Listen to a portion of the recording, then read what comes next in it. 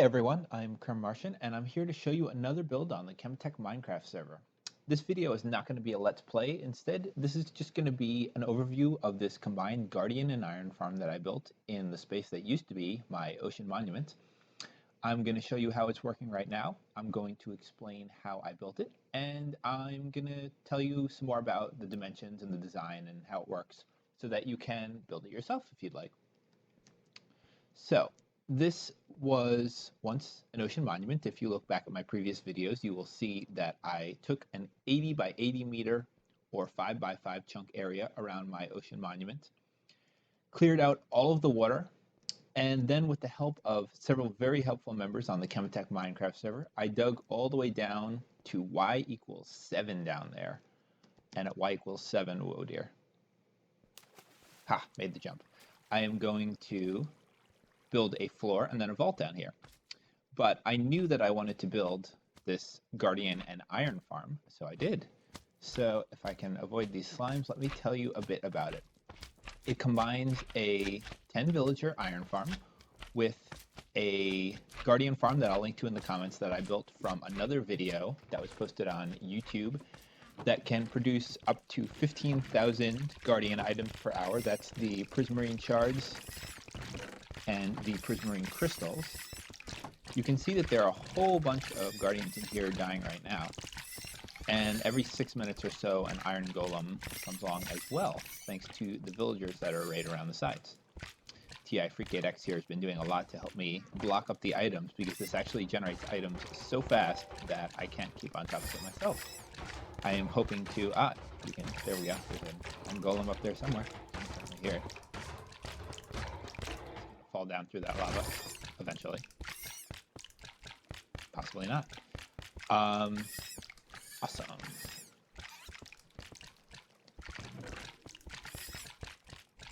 So, what we have here is that Guardian farm that I told you about, enhanced with a couple of extra features. Let me just jump down off here carefully and climb up there so I can show you what it looks like. So I'm back on top of this Guardian farm. So what we have here is a Guardian farm that extends from standing on y equals 64. So this top layer is inside y equals 63, and then that top level of water there is in y equals 62. I'm just gonna cut this block here and dive right in. And then this thing is totally filled with water. What I did was I filled this top layer here, which is 20 by 20 with water sources, on top of a layer of dirt, and then I removed the layer of dirt so that it would flow all the way down. Let me find where I came in here so I can breathe. Ground. There we go. Underneath there is a layer and let me count these out for you. So I said this was a 22 by 22 meter box. The inside of this is 20 by 20 meters. If you're standing up there, your feet are in y equals 64. This roof is at y equals 63, and then the top layer of water is y equals 62. So if I just go all the way down, you can see that the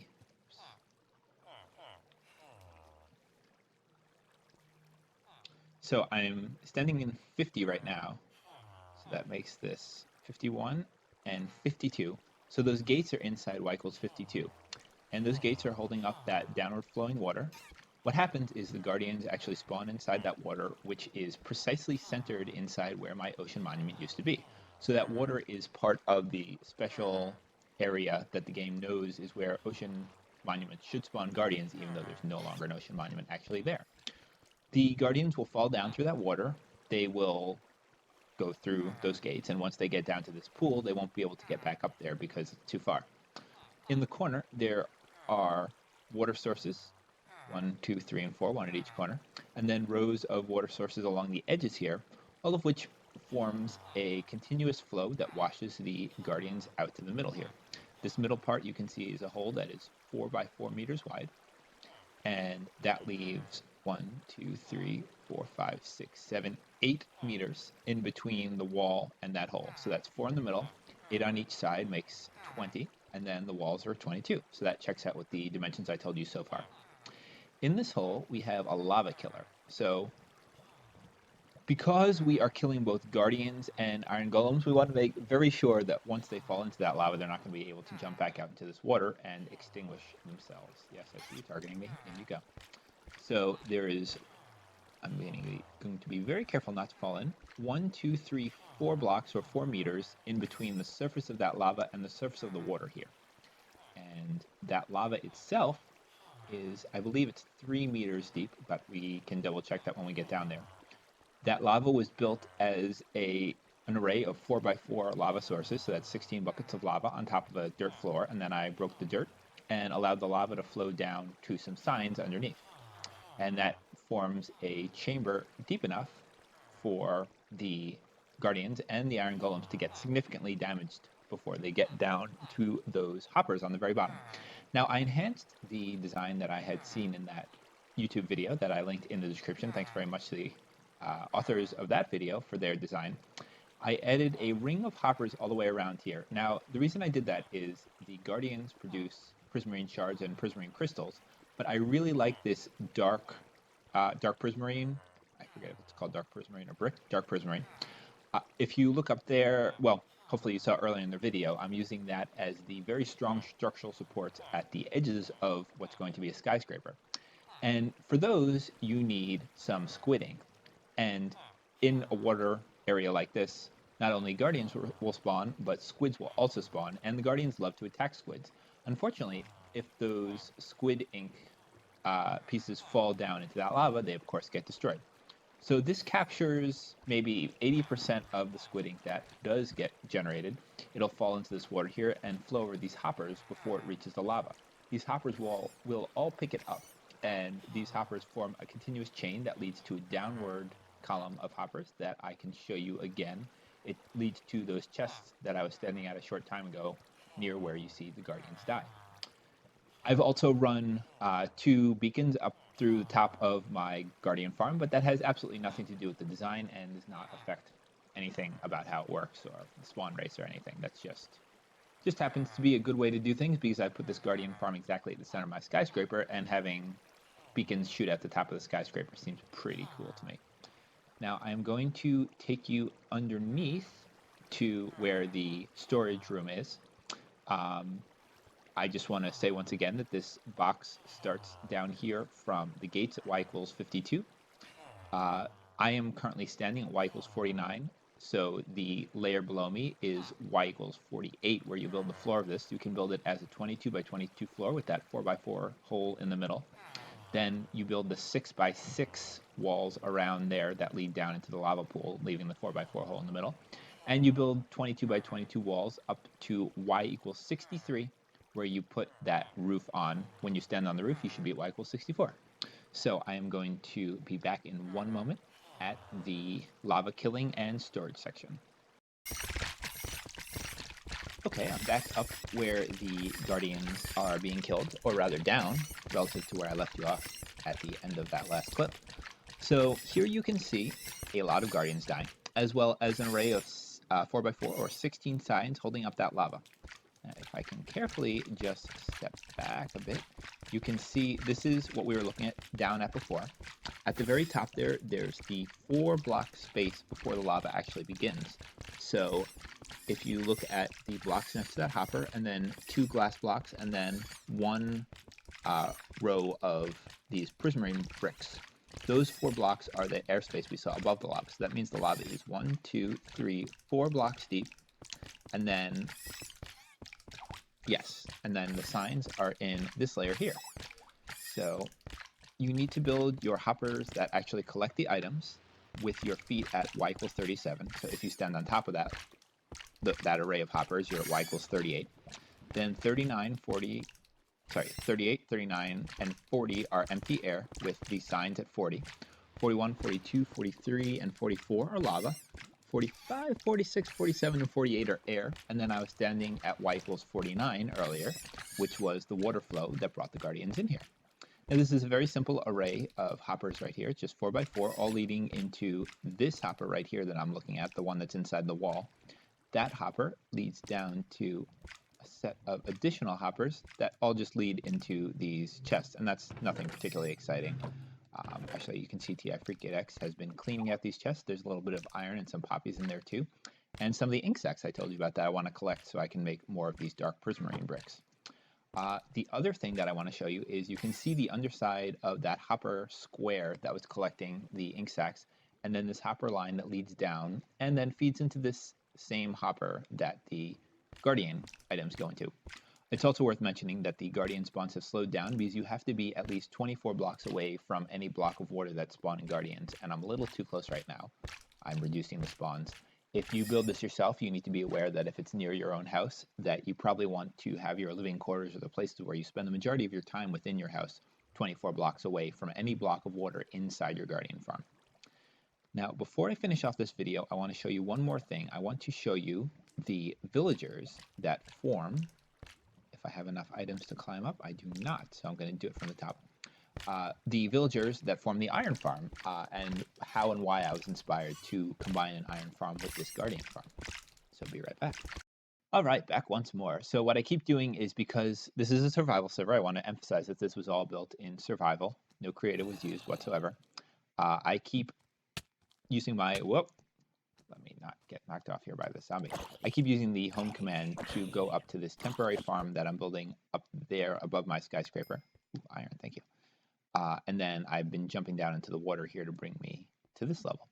So I just jump down here from there again, and you can see one of the villager pods down here. Now there's one of each of these on each of the 4 sides of this Guardian farm.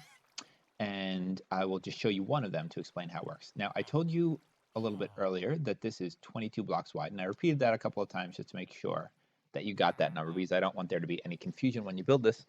That 22 blocks make sure that the water flow in that bottommost level there reaches the 4x4 hole in the middle, does not go in, and also does not leave any Guardians just floating on unwatered blocks at the edge of the hole. So the villager pods will be centered at the middle of each side of the ocean monument. They will be, so I'll just give you the coordinates. I'm standing on y equals 55 right now, so this roof above the villagers is at y equals 54. They are at 52 and 53, so they are standing in y equals 52. And these doors right next to them are at the same level. So the block under the doors is y equals 51, and then 52 and 53 inside the doors. This makes sure that the Guardians, the Iron Golems are actually going to spawn in that water on the floor. So what I've done is I've combined the typical design of an Iron Golem farm, where the Iron Golems spawn in some flowing water that leads towards a 3x3 or 4x4 hole, and the Guardian farm, which also happens to have a floor with water flowing towards a 4x4 hole. So what you need to do, let me jump down here and show you a little bit more, fill that back in. You need to put 10 villagers around the edge of your Guardian farm, and then you need to add 48 doors, and that will give you the maximum Iron Golem spawn of 1 every 6 minutes, or about 40 iron ingots per hour. On each side of the villager pods, you can see 6 wooden doors, 6 on that side, 6 on the other side. That's 12 on this side of the Guardian farm, and there are 4 sides, so 4 times 12 is 48 doors altogether. And this side is 7 blocks wide, so that's next to this 6 block wide villager pod. That's 6 columns of blocks that have doors, and then 1 column there before the edge that has nothing. That's fine, don't worry about that. I just filled it in with glass, but it doesn't really matter what you put there. It's very important that these doors have a view of the sky at the block in front of them. So the, in other words, there should be no solid blocks, no non-transparent blocks. Anywhere above the block in front of these doors, there should be a solid block above the doors themselves. You can see I've put prismarine bricks there.